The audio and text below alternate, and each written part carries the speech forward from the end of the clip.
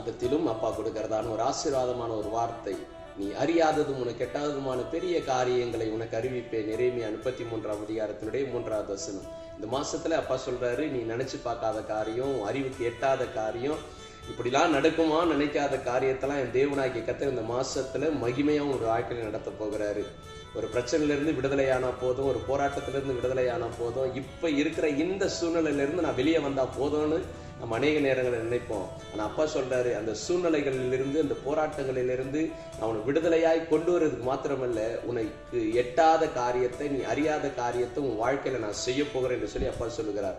வேதத்துல யோசேப் என்கிற மனுஷனுக்கு அப்பா அதை தான் செய்தாரு. அவன் சிறைச்சாலையில இருக்கும் போது அவன் வெளியே வரணும் அப்படின்னு சொல்லி நிறைய பேர்கிட்ட ஹெல்ப் கேட்டான். ஆனா அவனால வெளியே வர முடியல. ஆனா அவன் நினைக்காத காரியம், அவன் அறிவுக்கு எட்டாத காரியம், அவன் யோசிக்க கூடாத காரியத்தை அப்பா அவன் வாழ்க்கையில செய்தார். என்ன தெரியுமா?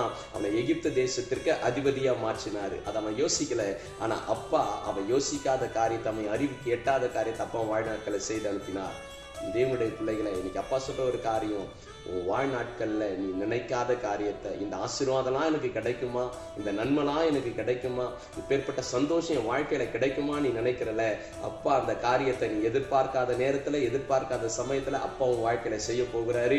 உன் அறிவுக்கு எட்டாதது, உன் நினைவுல வராத காரியத்தை அப்பா இந்த மாசத்துல செய்து முடிக்க போகிறார். கர்த்தர் உன்னோடு கூட, உங்களோடு கூட இந்த மாசத்துல இருந்து நீங்க அறியாததும் உங்களுக்கு எட்டாததுமான பெரிய காரியங்களை அப்பா உங்க வாழ்நாட்கள் அறிவிக்க போகிறாரு. கர்த்தர் இந்த மாதம் முழுதும் உங்க கூட இருந்து பெரிய காரியங்கள் செய்வார். கர்த்தர் உங்களை ஆசீர்வதிப்பார்.